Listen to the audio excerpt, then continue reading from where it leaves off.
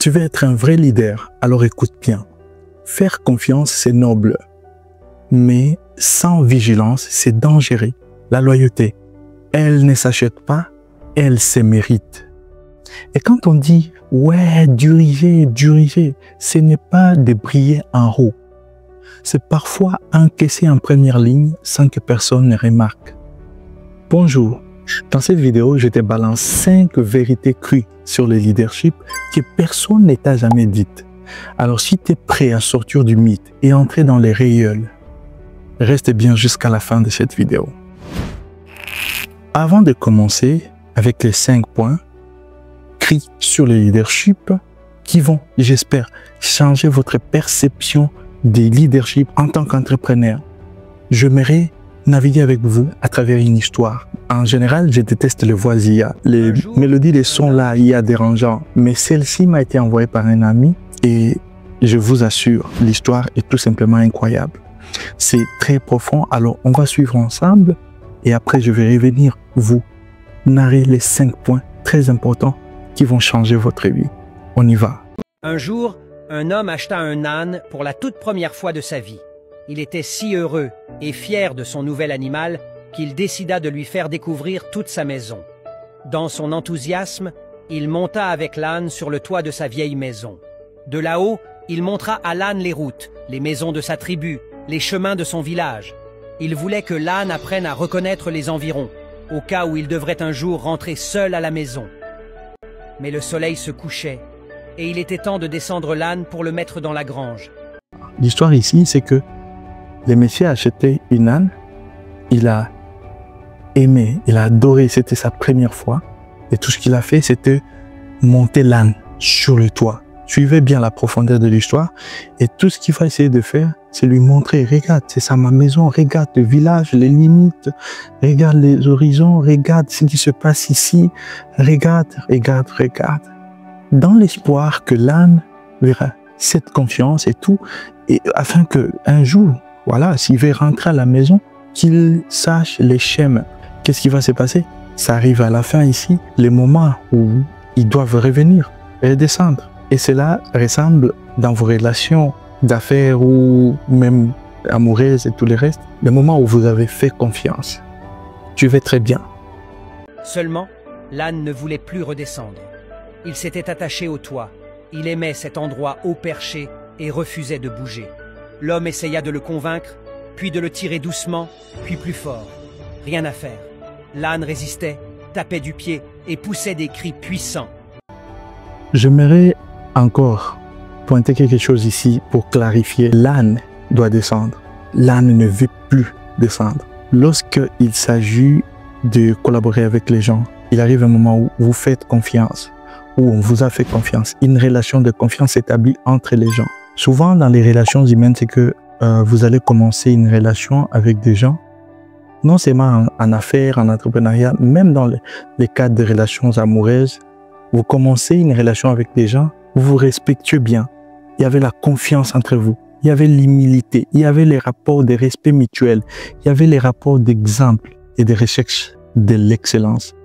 Mais ça arrive à un moment où l'âne doit descendre du toit. Cela ressemble au moment où vous devez quand même, après un certain temps, oublier la question de familiarité, peu importe l'accès que vous avez eu avec les gens, peu importe à quel point vous vous êtes familiarisé, il arrive un moment où vous devez quand même prendre en compte, vous souvenir que non, ici je dois me comporter comment, ici je dois agir comment. Cette relation-là de confiance peut faire que vous traitez avec des fois vos leaders, avec des fois quelqu'un qui vous dirige, avec des fois même en couple, que vous perdiez ce sens-là. Mais il arrive toujours un moment où il faut se souvenir de rentrer, de quitter les toits, Et c'est là que l'histoire devient encore intéressante. On va suivre. Dans sa colère, il glissa et sa jambe se coinça entre 2 tuiles. Pris de panique, il donna des coups de pied dans tous les sens. La vieille maison en bois tremblait sous les secousses. Le toit craquait, les murs bougeaient. Alors l'homme courut vite faire sortir sa femme et ses enfants. Quelques minutes plus tard, tout s'effondra. Le toit, les murs, toute la maison. et l'âne mourut dans l'écroulement. L'homme se pencha sur le corps de son âne, en larmes. Il le regarda et dit, « Je jure devant Dieu, ce n'est pas ta faute. Ta place était dans la grange. C'est moi qui ai eu tort de t'avoir monté sur le toit. » La leçon à retenir. Il est dangereux de placer quelqu'un là où il n'a pas sa place. Ce n'est pas l'âne le fautif, c'est celui qui l'a mis sur le toit. Quand on confie des responsabilités à des gens incompétents, ce n'est pas eux qu'il faut d'abord blâmer, mais ceux qui les y ont placés.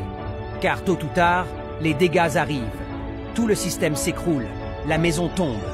Aujourd'hui, les toits sont pleins d'ânes qui n'ont rien à y faire. Ils secouent les fondations de nos sociétés. La vraie question est... L'histoire arrive à ce point où l'âne refuse. Il secoue l'âne, il essaie de forcer l'âne jusqu'à ce que les toits s'écroulent. Il a perdu, cet homme, toute sa maison, le système s'est écroulé. Il a eu juste le temps de sauver sa famille, ses enfants, tout ça. Mais beaucoup de biens, il a tout perdu. Et l'âne lui-même est mort. Quelle leçon retenir? Le problème, ce n'est pas l'âne. Le problème, ce n'est pas l'âne. Le problème, c'est celui qui a mis l'âne sur le toit. Que ce soit en affaires, que ce soit en relation, que ce soit... C'est très grave. Voilà où on en arrive. C'est les plus grands problèmes qu'on a dans nos sociétés. Le problème, c'est aussi la personne qui a mis l'âne sur le toit. Et ça vous arrive aussi en tant qu'entrepreneur de faire confiance dans les relations. Ça vous arrive aussi en amour de faire confiance trop vite. Et là, je vais essayer de prendre, pour exemple, vous trouvez une personne, elle rencontre un homme des jours, pas 3.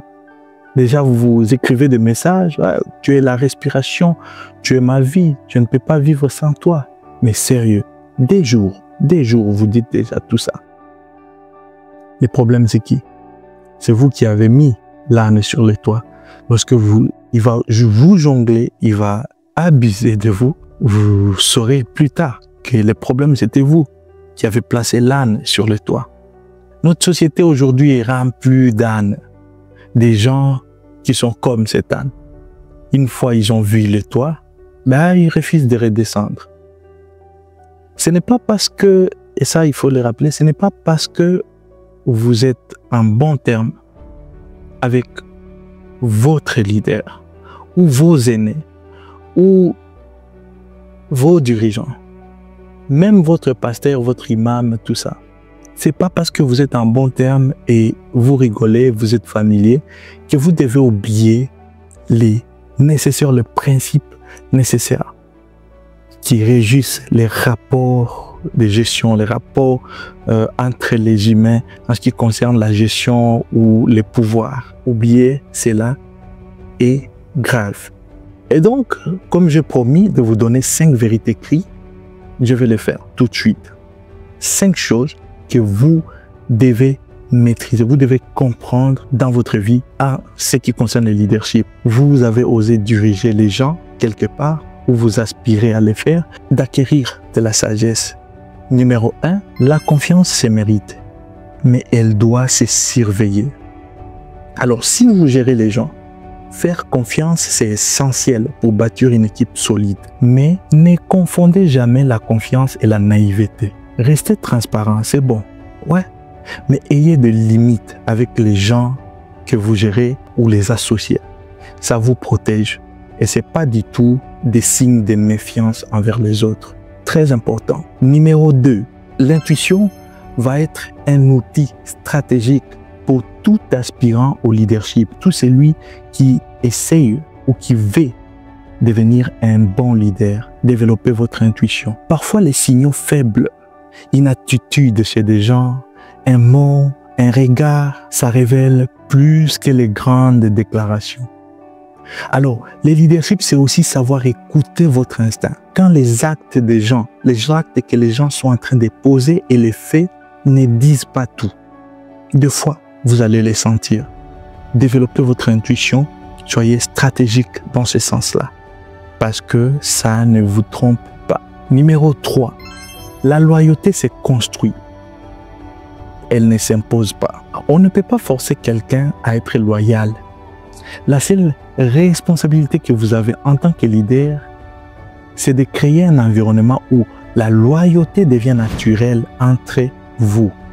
Et comment on va le faire? En mettant par exemple l'exemplarité, c'est-à-dire vous devenez l'exemple de ce que vous voulez voir, de ce que vous voulez faire, en faisant de la reconnaissance aux membres de l'équipe, aux associés. Aussi, d'essayer de pratiquer les respects mutuels, c'est-à-dire on vous respecte, respectez aussi les autres. Ce n'est pas parce que vous êtes chef que vous n'avez pas le droit de respecter les autres. Ce n'est pas parce que vous êtes chef, entre guillemets, que vous devez traiter les gens n'importe comment.